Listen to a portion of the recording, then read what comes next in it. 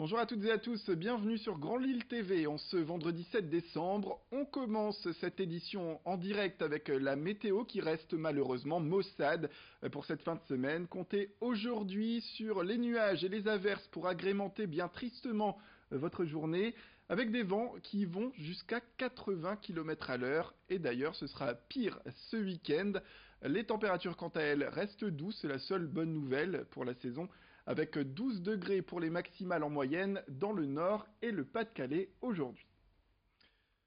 C'est un blocage qui prend de plus en plus de proportions dans la métropole lilloise. Les lycéens restent mobilisés contre Parcoursup et plus précisément contre la sélection à l'université. Ils se sont rassemblés dans le centre-ville de Lille et de Roubaix ce vendredi matin avec des scènes de colère assez violentes. Ce matin, la tension était montée d'un cran, notamment place de la République à Lille. Elle s'est propagée dans tout le centre-ville avec des boutiques et le cinéma UGC qui ont préféré fermer leurs portes pour ne pas subir de dégâts. Au total, selon nos dernières informations, une demi-douzaine d'interpellations ont eu lieu aujourd'hui durant ces manifestations, cette mobilisation lycéenne qui, on le rappelle, a mené 1500 lycéens ce jeudi, hier, dans les rues de Lille et de la métropole lilloise également. Depuis ce jeudi, la station de métro de Lille-Flandre est la 6e station de la métropole lilloise à être munie de portiques de sécurité pour lutter contre la fraude. Un an après Lille Europe, cette plus grande station du réseau Transpol, avec, on le rappelle, ses 90 000 voyageurs au quotidien, va permettre de limiter au maximum la fraude et sécuriser les rames. La semaine prochaine, ce sera au tour de la station Porte des Postes de bénéficier de ces portiques filtrants. Il reste tout de même à Transpol la charge d'installer des portiques dans les autres 53 stations restantes de la métropole lilloise, et ce jusqu'en 2020. Vincent Vieillard a rencontré pour sa part Gilles Fargier, le directeur de Transpol, pour parler de ce qui change aujourd'hui pour les contrôleurs avec l'apport de ces portiques de sécurité.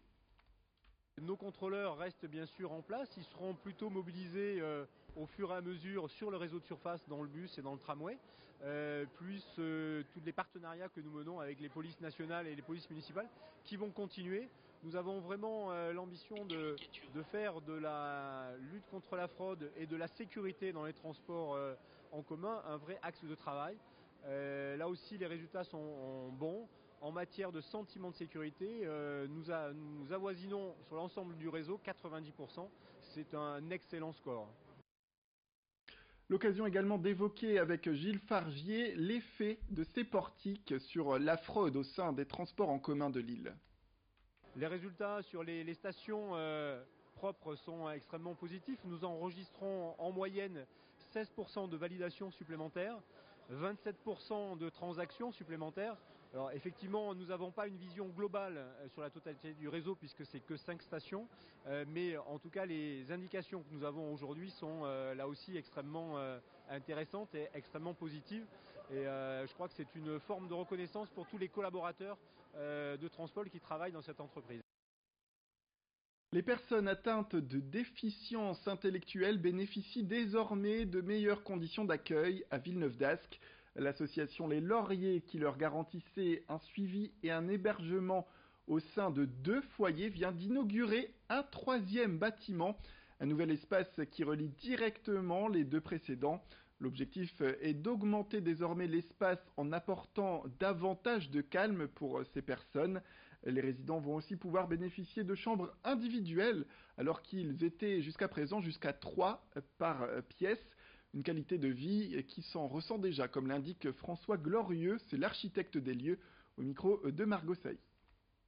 C'est notre partenaire Energelio qui a mis en avant cet aspect donc de la santé par la gestion de l'air. C'est-à-dire comme ici, on est vraiment sur un dispositif de traitement de l'air renouvelé, il y a un échange de calories, mais il y a aussi donc des filtres à pollen, d'autres filtres à particules, qui fait qu'on respire un air très sain, qui n'a pas transité par des interstices de bâtiments dans lesquels on peut avoir tous les acariens et autres petites bestioles possibles, autres bactéries. Là, on est vraiment sur un air très très sain, et je pense que vous l'avez senti en vous promenant dans les bâtiments. À Vambrechy, les personnes âgées sont chouchoutées. Tous les ans, la ville leur offre un petit colis rempli de spécialités de Noël, avec de bons produits d'épicerie fine et des gourmandises à déguster. Ce geste reste toujours bienvenu et attendu en cette période de fête. Alexis Tessier est allé rencontrer celles et ceux qui les reçoivent, ces paniers, mais également celles et ceux qui leur apportent. À Vambrechy, on prend soin de ses aînés.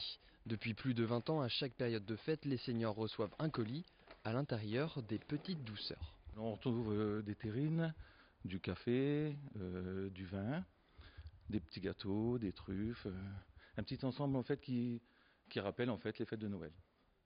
922 colis sont distribués et pour pouvoir profiter de ce cadeau, les plus de 67 ans de Vambrechy se sont inscrits il y a 2 semaines.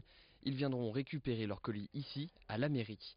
Mais tous ne peuvent pas se déplacer, c'est pour ça que les élus de la ville viennent directement offrir ce cadeau aux aînés, comme dans ce foyer. Et une chose est sûre, les retraités l'attendent avec impatience. Bonjour Madame Lutachel, la mairie de Vambrechy. Mais je vous remercie beaucoup. Je vous apporte votre colis des aînés en vous souhaitant de bonnes fêtes de fin d'année. Plus de 40 colis seront distribués ici dans la matinée. Un très beau cadeau, parce qu'il y a des mairies qui ne font pas toujours ça. Mais en espérant que ça dure, parce que les gens sont toujours enchantés. Maintenant, je l'offre à mes enfants, eux aussi, parce qu'on ne mange pas tout. Mais beaucoup de gens seraient déçus qu'ils ne l'auraient pu. Michel Mesmac, adjoint au maire, se déplace tous les ans dans ce foyer depuis plus de 10 ans. Il l'assure, c'est une tradition très importante à Vambrechy. Ils sont très très très attachés, c'est quelque chose d'important pour eux, même avant les dates d'inscription, ils sont déjà prêts à venir en mairie pour s'inscrire pour avoir leur colis des aînés. C'est aussi important pour notre commune pour prendre soin de nos aînés, aussi pour les jeunes aussi, mais c'est vrai qu'on s'attelle beaucoup, on fait énormément de choses pour nos aînés dans la commune. Et les seniors de Vambrechy n'ont pas fini d'être chouchoutés, un voyage est organisé tous les ans en été. Bonne fin d'année à vous aussi et bon début. Merci beaucoup. Voilà, c'est la fin de cette édition. Restez avec nous, l'information continue. On se retrouve d'ici un petit quart d'heure pour un prochain flash avec de nouveaux titres.